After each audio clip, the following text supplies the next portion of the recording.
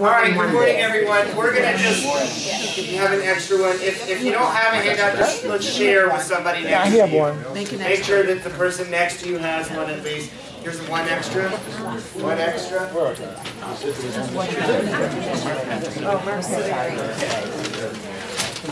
Hi, Margo. Okay, good morning everybody. Let's go ahead and get started. Okay, so this is session 2 in our 4-part series on the history of anti-Semitism. So I know Rabbi Stoller taught last week, and she looked at the church fathers, some of the church fathers' writings when we talked about anti-Semitism in the early Christian tradition. What we're going to do today is go back in time a little bit. We have an extra one, or when you just want to raise it? Somebody needs to come here. To go, okay, that's it, Belly. We're going to go back in time a little bit to the pre-Christian era and look at anti-Semitism in the ancient world, specifically in the Hellenistic Greek and Roman worlds.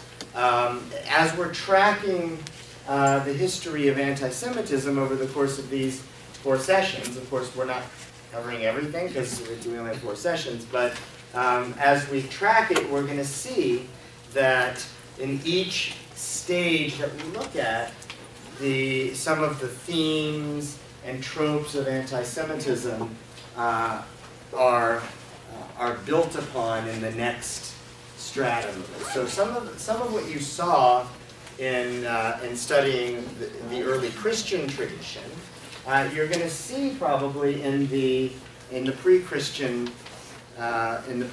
world too. Christianity adds its own layer because it's in the Christian period where the charge of deicide is introduced, the murder of Jesus, because that's part of the gospel traditions, and it becomes an important foundation of Christian anti-Semitism.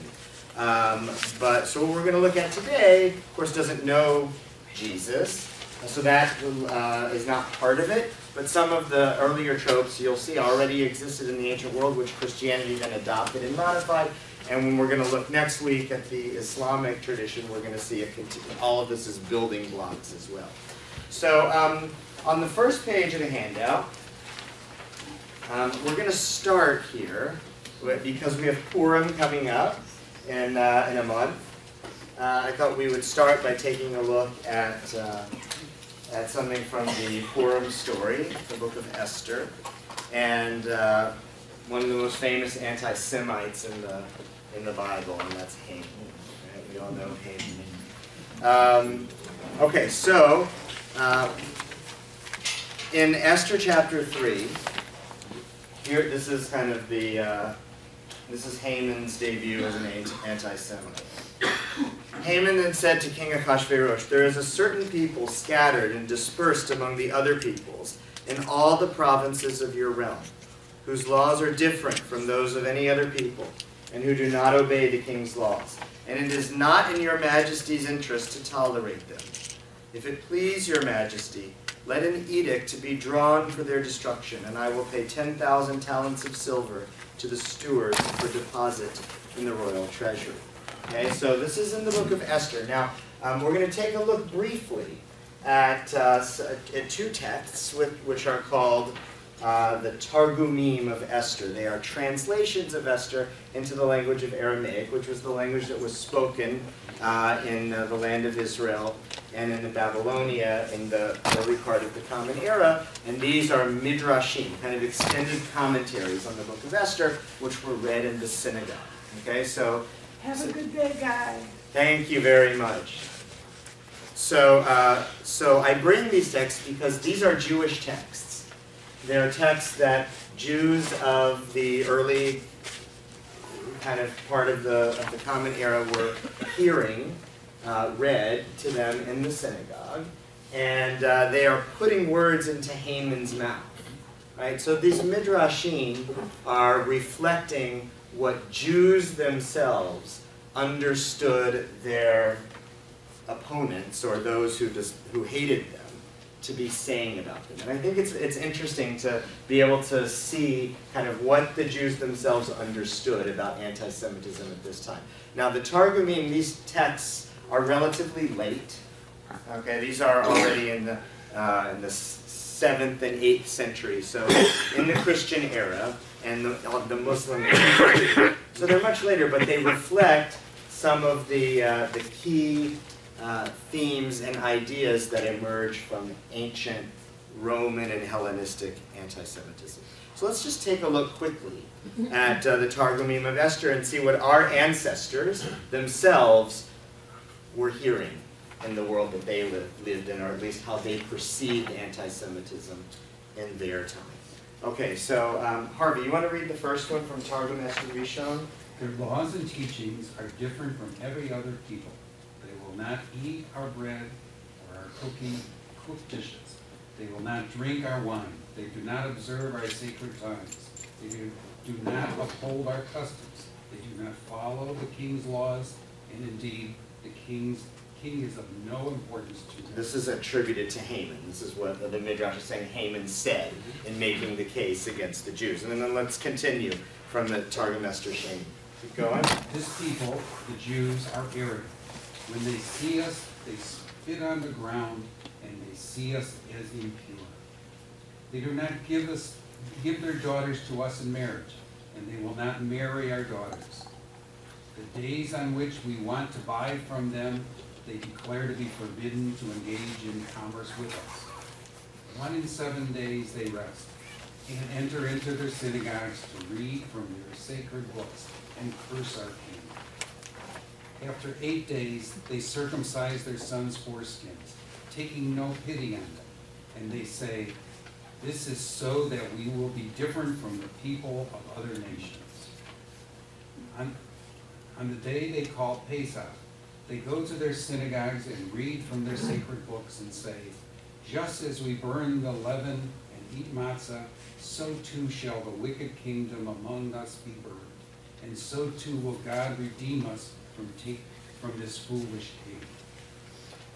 When they had their own kingdom, they had a king named David, and he planned evil designs against us, and wanted to destroy us, and wipe us off the face of the earth.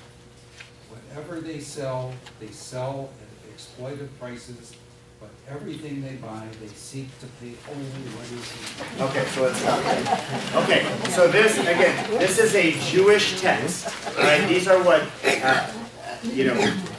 Jewish kind of commentators are putting into the mouth of Haman.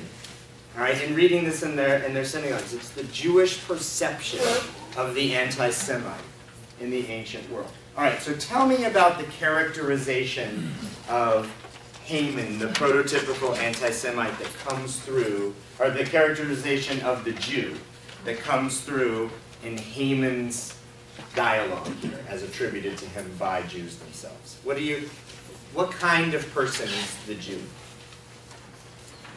We want to be separate from them, Okay. and we're always looking for a deal. Okay. We don't want to pay too much, and so we're kind of greedy. Yeah. Greedy. Want to be separate from everybody else. Natalie? They don't obey any of the king's laws. Right. Okay. So what does that mean? They're lawless or what? Well, again, it's just a setting apart of themselves. Okay. And what does that mean about how they see themselves in relation to the place where they live? The fact that Sharon? Okay, we don't have to listen to other people, and we know better. We're very arrogant.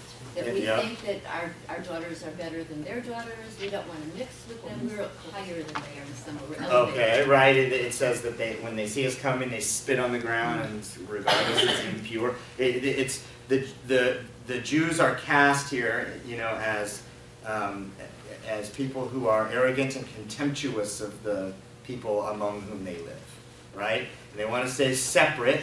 They don't want to have anything to do with them, maybe because there's a superior attitude.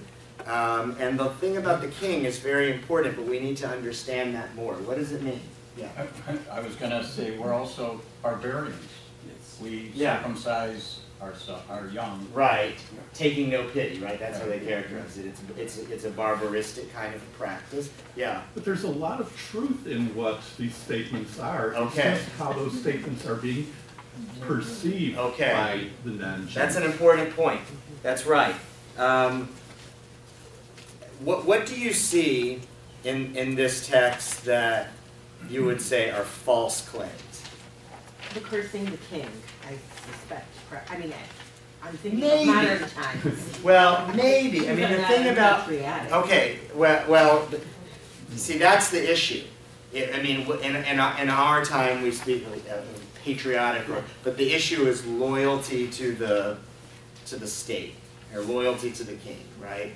And by the way, I mean it's really interesting to see. I mean these are ancient texts, but you know these same kind of tropes of anti-Semitism persist even till today. You know, the question of whether Jews are really loyal Americans or, you know, are they really loyal to Israel? You know, I mean, you had it with Joe Lieberman when he was running for vice president. You know, I mean, it's still here. But the Jews perceived that even in their time in the ancient period, that this is how their the non-Jews among whom they live see them. And the question is it a false claim? Well, I think it's kind of a gray issue because, you know, how do we refer to God? Baruch atah Adonai Eloheinu Melech haolam, right? King of the world. Okay, that pervades our liturgy and everything. I mean, in the way that we pray and the way that we speak, we refer to a king, you know, our king, which is not Caesar or whoever, right? The local ruler. I mean, and this has been the basis for charges, certainly in the ancient world and in the Christian period, that Jews are disloyal to the ruling power, and you know they have their own king, and they don't see themselves as bound to the laws of the country that they live in, but they live by a whole different set of rules. That's what's reflected here. Yeah. You said, when was this done? We know. These texts are like 7th century. So it's later, it's the Christian period. It's the Christian period. Yeah, but notice there's nothing in here about deists, about they killed God or anything like that. These are ancient tropes. Who wrote these? These are the rabbis of the ancient period. Okay, so they structured this to tell what our laws are. The beginning, the first thing it says, it's truth. It's truth. And it's truth. They're Yeah. saying this is what Haman said 1,000 years before. This is what Haman said about us. 1,000 years before. No, I mean they don't see it that way. They see this text as reflecting their own lives. Okay, I mean the commentary on Haman, in the sense, is a commentary on the writer's own circumstances. Okay, so they're saying this is how the anti-Semite sees us now. I brought it because, as I say, it highlights some themes and tropes that are present in ancient texts. I mean, they're not making this up. This is how they understand the anti-Semites to perceive them. But I think, you know, few of these things are false outright. It's just a kind of a take on it. So it's true, I mean, the Jews, you know, don't eat the Gentiles' food and don't drink their wine. The Gentiles consider that to be an offense. The rabbis who are writing this text consider that to be a virtue, right? But I mean, it's not that it's true or false, it depends on how you see it, I guess, right? But clearly by putting it in the mouth of Haman as part of the case he's making to the king is to say that these people want to have nothing to do with us. They keep themselves separate, they're arrogant, they look down on us, they're not loyal to the country they live in, they have contempt for you, the king, and for everything that we stand for. And so we should get rid of them, okay? So we need to keep this in mind that unlike some of the stuff that some of the things that we're going to see in the ancient period, but definitely some things that come up in the Christian period, which are outright lies against the Jews. Some of the things in the ancient world are not necessarily untrue. They're just matters of perception. But they remain with us today, these kinds of claims that the Jews think they're better, or that they believe in separation, they don't want to have anything to do with us. All of these things remain with us today, and some may see them as offenses and negative aspects of the Jews, and others may see them as positives. Right, Bill? I'm trying to understand why, if Haman is saying this, why he thought it necessary to bribe the king with 10,000 talents of silver to put this into place. But I don't know, but that's not the point of the text. The point of this text is to characterize the anti-Semite. Haman is the paradigmatic anti-Semite here, and in writing this commentary, the rabbis of this period, when they wrote it, were developing the character of the anti-Semite. What does the anti-Semite think about us? Right? That's what the text is saying. I don't want to get deeper into the story of Esther beyond that, other than just to show the picture of the anti-Semite and what he thinks about Jews. Okay? So this is a later text, but we're going to turn now back into the ancient world, where some of this comes from in the pre-Christian era, in the Greek and Roman times. Now, first, in order to understand what we're going to read, we have to understand a little bit about the Hellenistic and Roman culture and their attitudes toward religion within their midst. Okay, so these were pagan cultures. And by pagan culture, we mean that it's polytheistic, right? There are many gods, okay, and also, you know, the Romans and the Greeks were friendly generally toward various, different kinds of religions within their realm, as long as those religions were willing to become part of what they called the pantheon, the kind of the breadth of the gods, and it was kind of pluralistic in this. Not pluralistic isn't the right word, but it was a broad. They allowed for a broad scope of religious beliefs. You can follow your God, you can follow your God, you can follow your God, and they're all kind of part of the umbrella of Roman religion, right? So I was just in Rome, and we went to there's a temple, is now a church, but it was a temple in Rome that's called the Pantheon. And has anybody ever been there? Okay, so what's in the Pantheon when you walk in? Yeah, okay, well how's it set up? You remember? It's like it's circular. Okay, and then there are various niches, right, around lining the walls.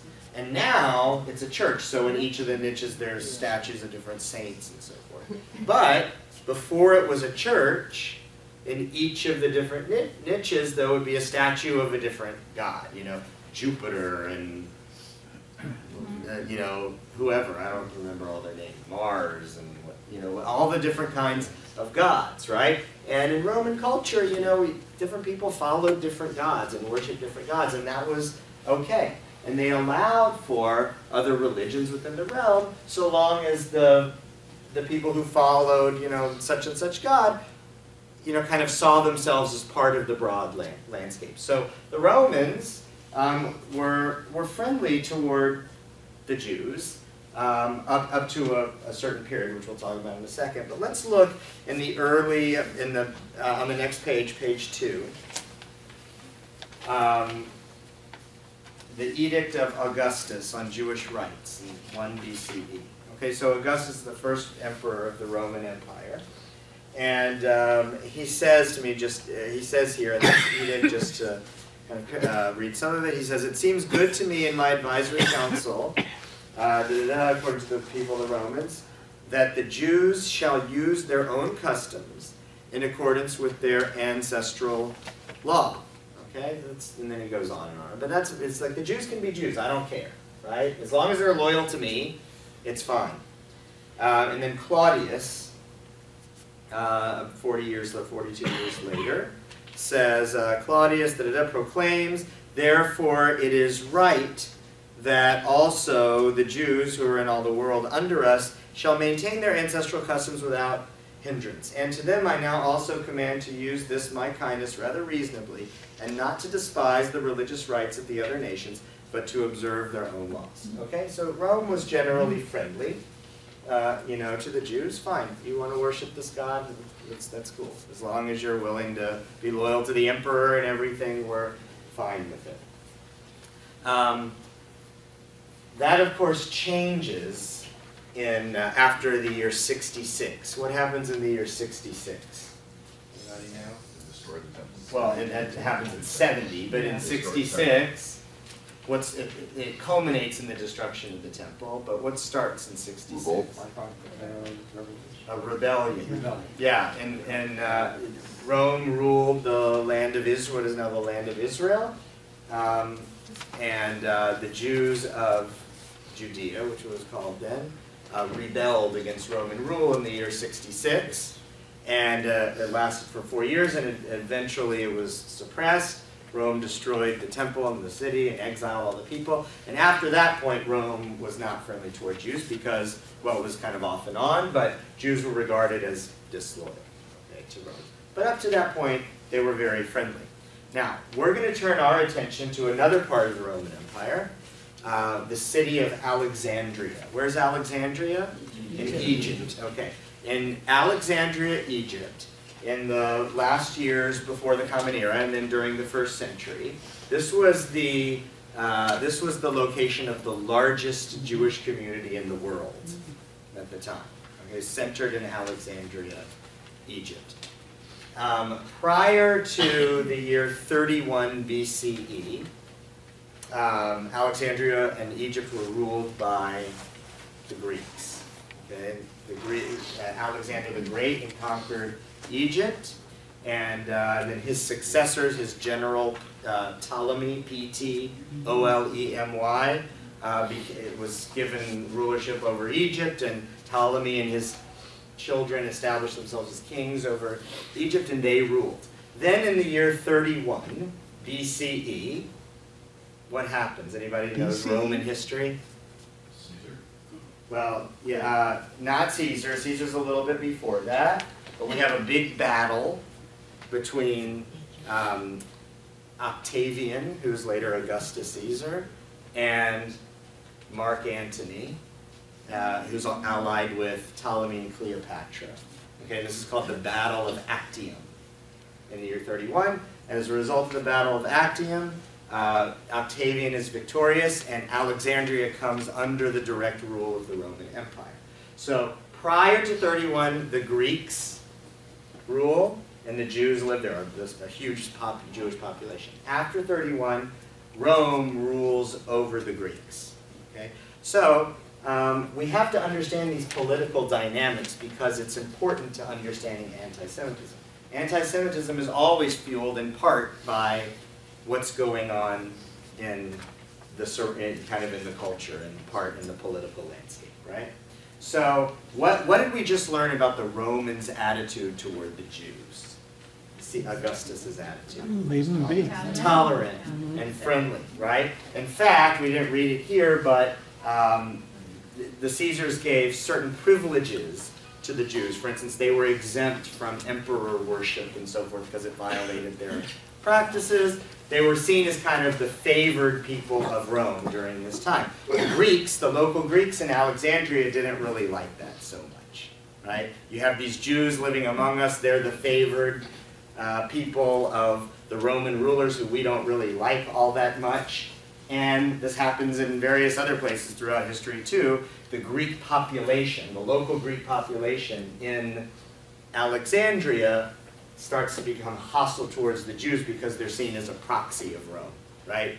They're the teacher's pet, We don't like the teacher, so we're going to start bullying the teacher's pet. Okay? So we're going to turn our attention, now turn to the next page, or 2 pages forward, which is page 4. And we're going to look at a text written by Flavius Josephus. Anybody heard of Josephus before? Okay, Josephus, who was he? Okay, he was a historian. Originally a general. Yeah, originally a general for who? For the Jews. Josephus was a Jew. Okay? But then, after the rebellion of 66 and the destruction of the temple, Josephus he defected over to the Roman side, and he became a Roman citizen. And, got wealthy and had a prominent place in Roman society. But even still, Josephus remained a defender of his people, the Jews. Okay? And he wrote a lot of stuff kind of defending the Jews to Rome. Making sure that the Jews stayed in Rome's good grace. So Josephus wrote a text here, which is called Against Appian. It's against Appian because Appian was a Greek Alexandrian philosopher and thinker who wrote, in the 1st century of the Common Era, all kinds of nasty stuff about the Jews. Remember, the Greeks were bullying the Jews who were the teacher's pet. And Appian was kind of one of their leaders. He wrote a lot of negative stuff about the Jews, and Josephus wrote a response to Appian. Now, Appian's original text no longer exists, but we know about it from what Josephus says. So we're going to look quickly through excerpts from Josephus's Against Appian to get a sense of what Appian is saying about the Jews. Okay? So let's look, Irv, you want to read number 2? Oh, okay. Erwin, you want to read number 2? Appian assigns a certain wonderful and plausible occasion for the name of Sabbath. For he says that when the Jews had traveled a 6 days' journey, they had buboes. Bubos. I looked it up. It's like inflammations of glands in your groin. They had buboes in their groin. That on this occasion, it was that they rested on the 7th day, as having got safely to that country which is now called Judea. That then they preserved the language of the Egyptians, and called that day the Sabbath. For that malady of buboes in their groin was named Sabbatosis by the Egyptians. Okay. So Appian says that the Jews were originally Egyptians, who were like Egyptian rogues, and were exiled from Egypt because they had angered the Pharaoh. And so they were Egyptians, but then they started to develop their own thing, and this is the origin of the concept of the Sabbath. Okay? Why do you think, now this is ridiculous, obviously, but what would be the reason for Appian to write this, to ridicule the Sabbath? Or what, not the reason, what would be a reason? Well, originally they're accused, well, I guess of later text, but if it's God-given, and that you're doing something because you have a different king that you're praying to, it makes it a different set of how it's observed from the outside. That they're doing this because they have a different God than us, or a different Lord than us, a different king than us, and so they're obeying that king. This way it just says, oh, it's just something that happens in their brain. Yeah. Well, it turns it into something foolish. The Sabbath is, part of the essence of Jewish observance. This is a big thing, Shabbat, right? And Shabbat is presented as, it's a day of rest and sanctification and remembering of the creation. It's the kind of the pinnacle of holiness in the Jewish conception. The way Appian describes it, it's a joke, right? It takes the Jews' kind of most sacred element and turns it on its head into something ridiculous, right? So this does something significant to undermine the conception of Jewish religion, right? Now, in terms of why this would be important, Josephus doesn't say why Appian said it, but my teacher, whom I studied this with, suggested that there's an economic reason in the pagan world for doing this, and that is that Roman culture was a slave society, right? And a lot of its economy was based on slave labor. And the Torah requires the Sabbath, which is a day of rest. And if you know from the verses in the Torah, it's not just a day of rest for you, but also for your slaves, right? So this is the Jews are saying that the slaves should get 1 day to rest, and the pagans are like, whoa, we got to have them working. There's kind of economic interest. I think about I'll always be able to draw back to the Ten Commandments movie, right? The Ten Commandments movie, and Moses, Charlton Heston's character Moses, is depicted as, he's the prince of Egypt, but he goes into the slave yards where they're working, and he starts doing things to help the slaves, and Ramses, Yul-Brynner, the pharaoh, comes through, and he says, are you having trouble with the slaves? And Moses says, well, he starts listing off these problems that they're having, and he says to Ramses, when your horses are hungry, they're fed. When they're tired, they get a day to rest. I want to give the slaves a day to rest. And Ramses laughs at him. He's like, 1 day and 7 to rest? What are you talking about? He's like, slaves draw stone and brick. My horses draw the next pharaoh. It's like, what are you talking about? This concept of resting slaves from labor is totally foreign to the mindset. The Sabbath that the Jews are kind of propagating in their religious thought is a threat to the way things work, right? And that's often the case in anti-Semitic tropes and literatures. They're ridiculing the Jews, but in such a way as to address a perceived threat from the Jews, right? So perhaps there's an economic threat in some respect. All right, let's keep going. In number 4, it's long. I just want to paraphrase it. He says, let us now see what those heavy and wicked crimes are which Appian charges upon the Alexandrian Jews. When he appears to wonder how Jews could be called Alexandrians, this is another like instance of his ignorance. For all such as are called out to be colonies, although they be ever so far removed from one another in their original, receive their names from those that bring them there. Basically, wherever you live, you're called that. You're regarded as a resident of where you live. For example, the Jews that dwell at Antioch are named Antiochans. If you live in Rome, you're called Romans. And if Appian rejects this way of obtaining the privilege of a citizen of Alexandria, let him abstain from calling himself a citizen of Alexandria. For otherwise, how can he who was born in the very heart of Egypt be an Alexandrian? In other words, the bottom line of all this is that what's Appian's accusation against Jews here? Foreigners.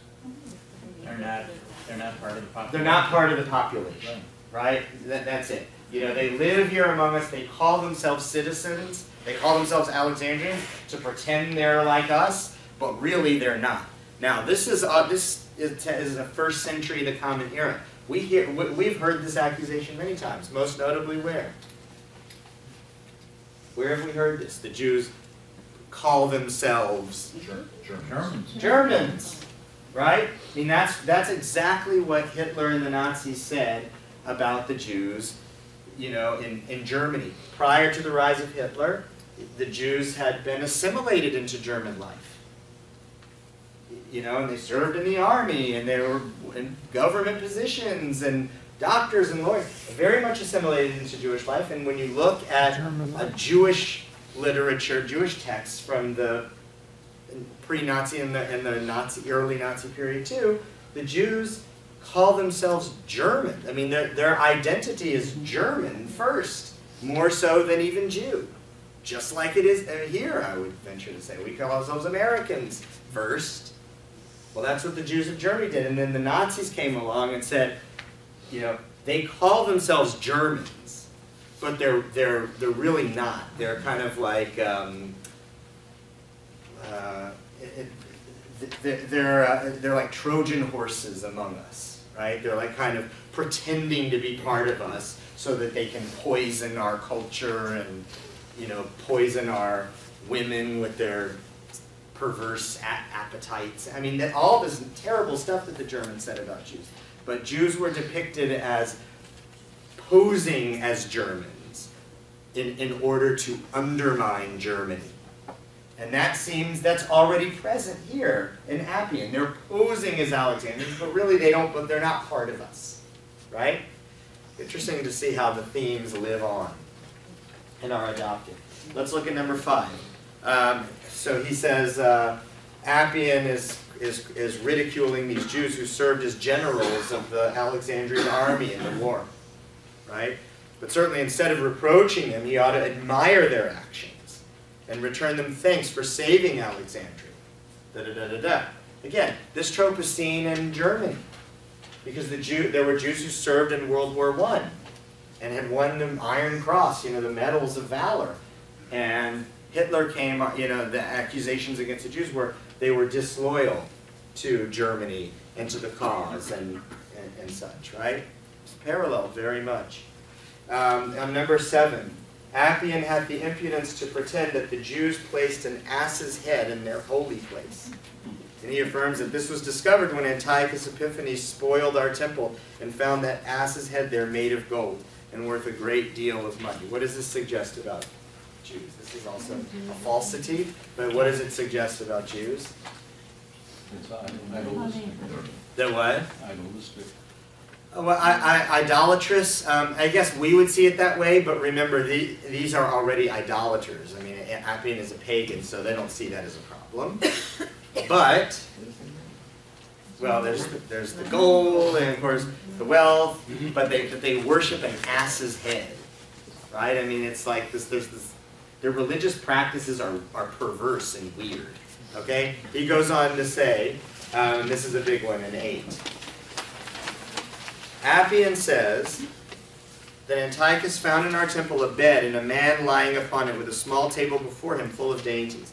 The man made a lamentable complaint with sighs and tears in his eyes. And this is Antiochus, the king of the Hanukkah story, the villain, who came into the temple and ransacked it, right? And he finds this guy in there, laying on a bed with all his food. And he's crying, and he gave him an account of distress. He said that he was a Greek, and that as he went over this province, in order to get his living, he was seized upon by foreigners on a sudden and brought to this temple and shut up therein and was seen by nobody, but was fattened by these curious provisions. He was later informed that it was in order to the fulfilling of a law of the Jews, which they must not tell him, that he was thus fed, and that they did the same at a set time every year. And they used to catch a Greek foreigner and fat him thus up every year, and then lead him to a certain wood and kill him and sacrifice him with their accustomed solemnities and taste of his entrails, and take an oath upon thus sacrificing a Greek that they would ever be at enmity with the Greeks. Okay, what are the Jews accused of here? Blood libel. This is what is known as the blood libel. Now we tip that blood libel is, you know, killing somebody to sacrifice them for religious purposes. It's usually associated with Christianity. Right? The accusation is that the Jews, you know, kidnap Christian children and use their blood to make matzah. But, and I really wasn't aware of this until I went back and looked through my materials, that the blood libel pre-exists Christianity. Right? It's already the accusation here. And it's that the Jews sacrifice Greeks. So what's the function that when we think about it in these terms, that we have this blood libel accusation that Jews kidnap Greeks and sacrifice them and eat them. And later on in the Christian tradition that they kidnap Christians and use their blood to make matzah. What is this blood libel accusation serving? What is it serving in the anti-Semites' agenda, I guess? Or what does it say about Jews? Jews aren't to be trusted. Okay, Jews aren't to be trusted, for sure. Barbarians. What's that? Barbarians. Barbarians, yeah. Secretive. Yeah, secretive. Okay, that's Cannibalistic. important. Because the blood libel theme is later incorporated, you know, in its Christian incarnation, is later incorporated in kind of, well, one example I can think of is in the Protocols of the Elders of Zion, which is a Russian anti-Semitic literature already in the 19th century. But they use these themes to suggest that Jews are, their nature is to seek to victimize the host culture, right? To suck their blood or consume them. And B, that Jews represent themselves as one thing, but are really something else, right? They're secretive. They kind of plot behind closed doors to terrorize us. And that's what the Protocols of the Elders of Zion is about. If you're not familiar with that, the Protocols of the Elders of Zion is a fake book or a fake document that's supposedly the transcript of a meeting of world Jewish leaders. It was produced by the Russian Tsarist government in the 19th century. But it supposedly it's a transcript of this meeting, this secretive meeting of world Jewish leaders plotting to take over the world. Okay? And these tropes are there. See, they meet in secret. They're conspiring to destroy us and to drain our blood, our life force, as it were, and consume us. And they're doing it all in secret. So you have to always be mistrustful of Jews. However they represent themselves, don't believe it. Because always behind closed doors, they're working to undermine our society and our culture. Okay? So we can see how these stories and these tropes work to a broader purpose. In addition to that, the thing about the accusation of the sacrifice and the cannibalism serves something else. So remember, the Jews, we saw in the Esther texts that as the Jews saw it, the anti-Semites criticized them for not eating the Gentile food. They only eat their own food and everything.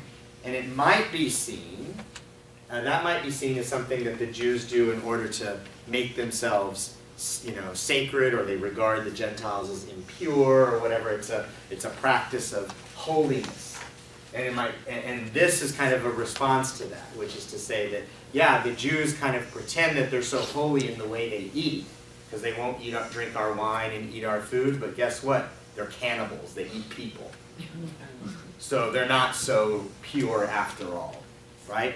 All of these stories, all of these stories work toward kind of broader purposes in creating narratives about Jews. Okay, let's look on at number 11. Appian also tells a false story when he mentions an oath of ours, as if we swore by God to bear no goodwill to any foreigner, and particularly to none of the Greeks. Right? Again, this flows from this idea that the Jews, because their religious practices, which this is an absolute truth, the religious practices of the Jews keep them separate from the broader society, right? You can't eat, if you observe kashrut, you can't eat at a Gentile's table, right? If you observe the Shabbat, you can't come to their house on Saturday. I mean, all these kinds of practices have the effect of separating Jews from the broader society. The Greeks here, already Appian in the ancient period, are seeing this as an offense against them, and it suggests that Jews want to harm them. That Jews despise those who are not like them, right? Now we have to, as moderns, we have to ask ourselves the question. I mean, these accusations, I think, still exist in maybe a more benign form, but I know I've heard it, from people who say, like, the Jews they just want to be separate from everybody. They don't want to, they think they're better. I mean, all this kind of stuff. How do we respond to that? I mean, given the fact that Judaism does teach us to stay separate in certain respects. How do we deal with that? Well, Reform Judaism had an answer to it in the classical period, and that was to eliminate those kinds of practices that kept Jews separate so that they could assimilate. But the questions that Appian and Josephus are discussing here are questions, it's already, this is in the 1st century of the Common Era, but they're questions that are relevant to us today. Phyllis? Don't we still have at the end of the traditional Haggadah a piece that says this very thing? To destroy and get rid of anybody that doesn't believe the way we do? Maybe so. I mean, I don't know. It's not in the Reformed version, Yeah. but it's in the more traditional version. I forgot what it's called.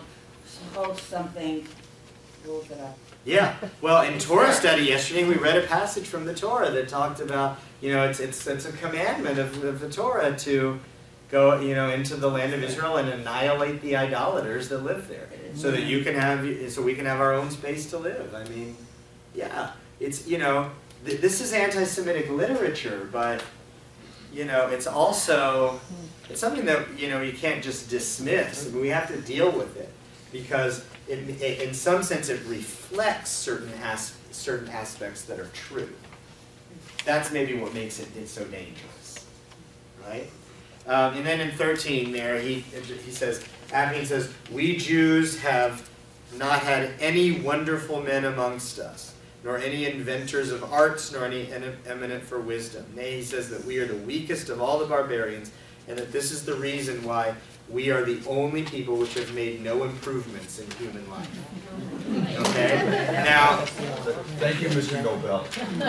Yeah, but despite that, fast forward all the way again to Germany in the Nazi period, this same accusation is leveled against Jews. And even by then, I mean, Jews had obviously, been prominent in science and art and music and all kinds of things, but not the Nazi ideology said, and even pre-Nazi ideology too, or earlier German anti-Semitism, said that Jews were parasites on the culture, and the Jews were not capable of, nor had any interest in, or had ever demonstrated any capacity for innovation and creation of their own right. And everything that Jews did was as a result of their parasitic relationship to the culture.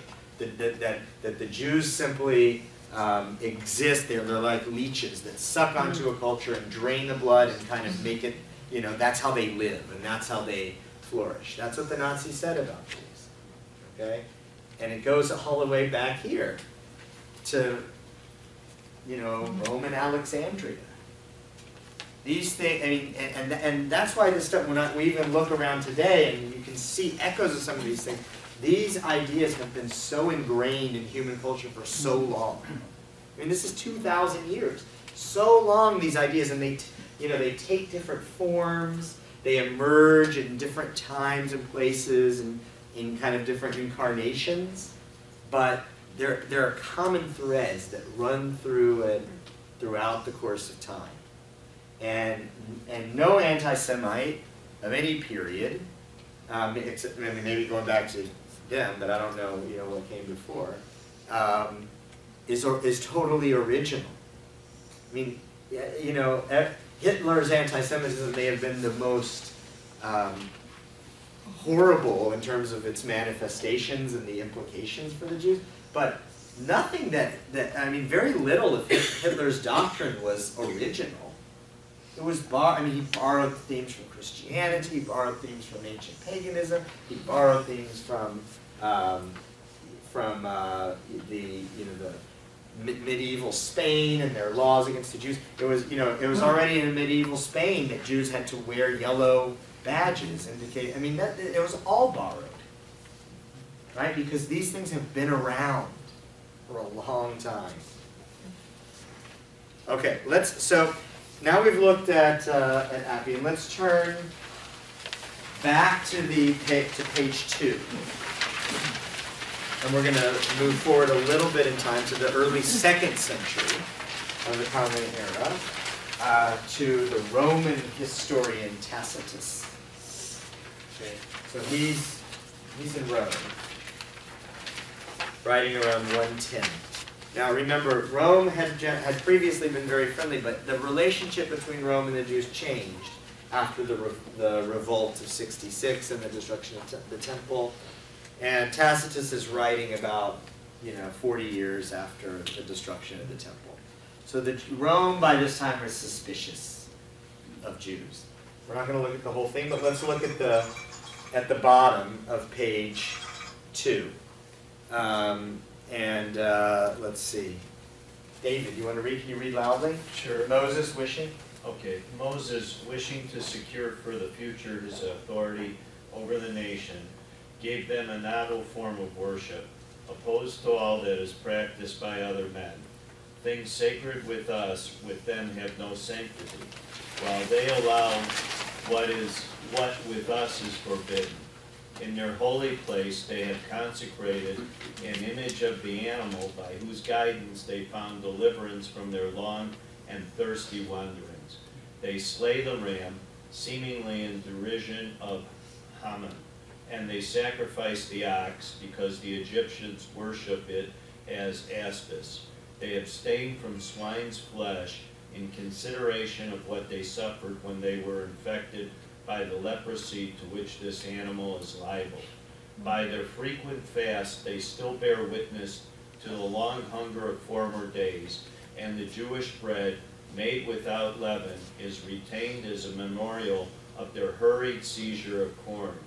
We are told that the rest of the seventh day was adopted, because this day brought with it a termination of their toils. After a while, the charm of indolence beguiled them into giving up the seventh year also to inaction. All right, so let's pause there. There's a lot of themes here. So what's the characterization of the Jew in this paragraph?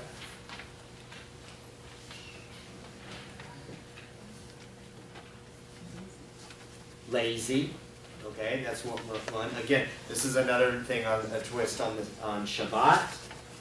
Appian ridiculed it as just something they got these boils or whatever, and they made it into a holiday. Here, again, it might tie into economic matters, but the accusation is that the Jews don't work on the seventh day because they're lazy, not because they're seeking to be holy, but because they're lazy. What else? They insult us. They insult our gods. Right, that their form of religion is designed to be a slap in the face to the surrounding people, right? The things that the Jews do mock Egyptian religion and mock Roman religion, right? And they're perverse in that way. What else do you see?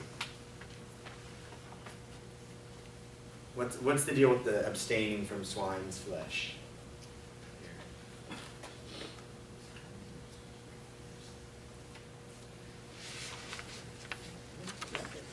Yeah, it's linked to leprosy. So what is that telling us about Jews? That they're diseased and dirty, right? It's not that they're not eating pig because that's a measure of sanctity like the Torah suggests, holiness. It's that the Jews they don't eat pigs because they're too much like pigs, right? And this theme again emerges throughout history. And there's the image of the German is the Judensau. Has anybody heard that? It's like a pig. The Judensau is the Jewish pig in German. That the Jews in the Nazi literature and the cartoons and so forth are depicted as pigs. The Jews are filthy. They carry disease.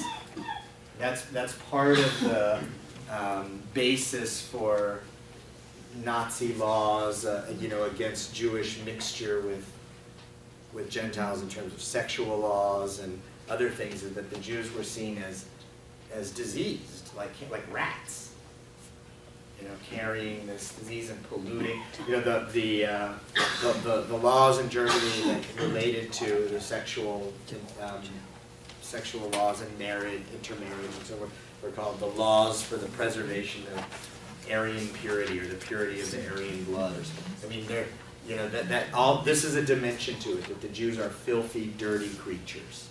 Okay, and it's present here in Roman literature. All right, let's keep going in the next paragraph. David, you want to keep going? This worship? This worship, however introduced, is upheld by its antiquity. All their other customs, which are at once perverse and disgusting, owe their strength to their very badness. The most degraded out of other races, scorning their national beliefs, brought to them their contributions and presents. This augmented the wealth of the Jews, as also did the fact that among themselves they are inflexibly honest and ever ready to shew compassion. Though they regard the rest of mankind with all the hatred of enemies, they sit apart at meals, they sleep apart, and though as a nation they are singularly prone to lust, they abstain from intercourse with foreign women. Among themselves nothing is unlawful. Circumcision was adopted by them as a mark of difference from other men. Those who come over to their religion adopt the practice, and have this lesson first instilled to them, to despise all gods, to disown their country, and set at naught parents, children, and brethren. Still they provide for the increase of their numbers. It is a crime among them to kill any newly born infant. They hold that the souls of all who perish in battle or by the hands of the executioner are immortal. Hence a passion for propagating their race and a contempt for death. They are wont to bury rather than to burn their dead, following in this the Egyptian custom. They bestow the same care on the dead, and they hold the same belief about the lower world. All right, stop there. Some of the things at the end there are credits to the Jews as we would see them, but in the ancient world they had different practices, I guess, right? So he's casting this as something negative, but he's not wrong, you know, about some of these, in terms of the customs. But of course, his characterization of the reasons for them are twisted. All right, so what do we learn about the Jews from this paragraph? They ain't so nice. What's that? They ain't so nice. Yeah, they're not so nice, right? We see this, the separateness that the Jews are, you know, it's interesting here. He says that they're honest. He says they're honest among themselves, but they cheat everybody else, right? Okay, and you know what?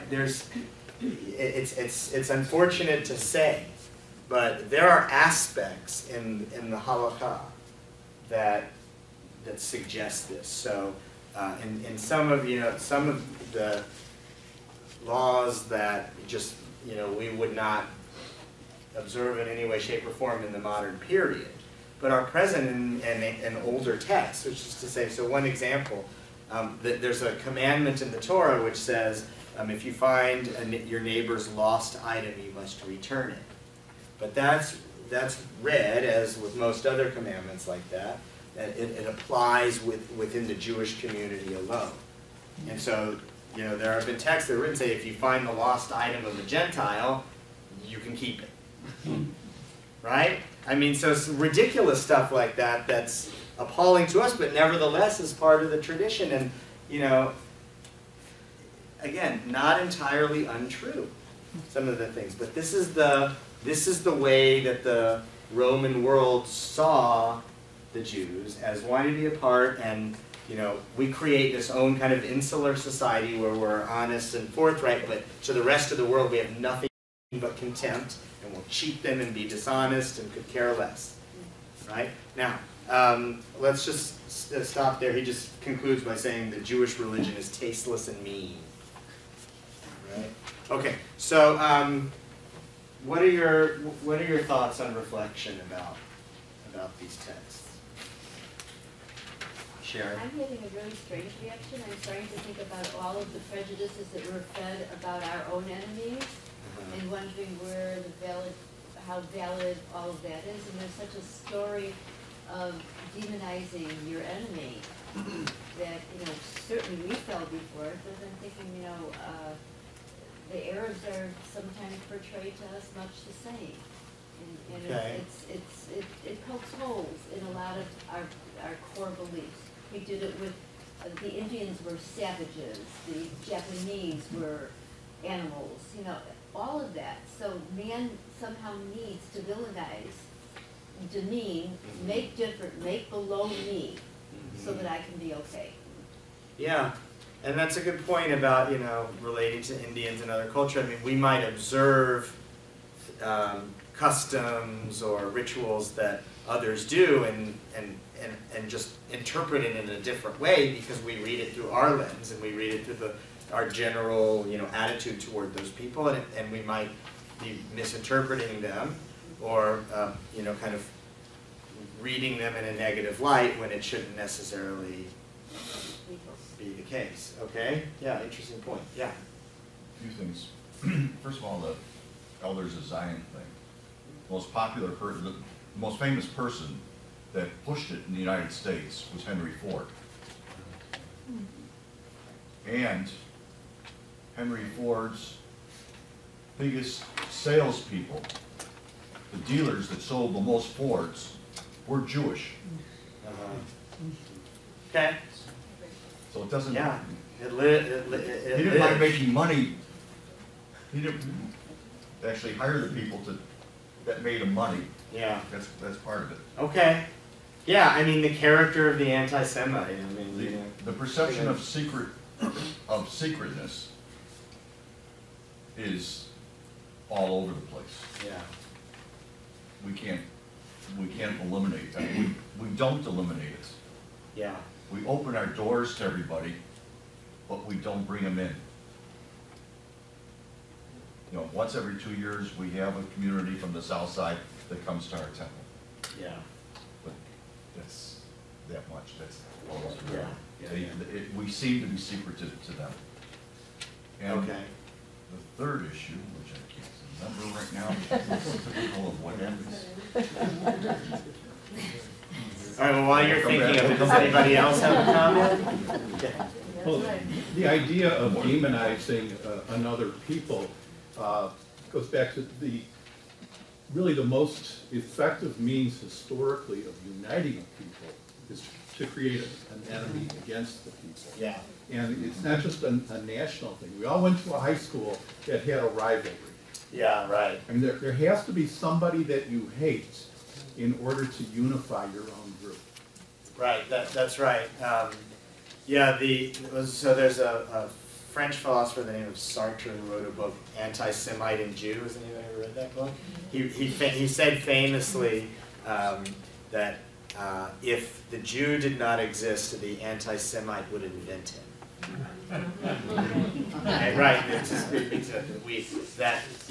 The anti-Semite psychologically has this need, you know, to have an enemy and to despise for his own psychological reasons. So that's one side of it, and I think that's true and can be true at the same time that the content of what they say, you know, may spark questions among ourselves. What are they saying about this? Why us? Why are they saying it? Is it just total outright lies? In some cases, in many cases, it is.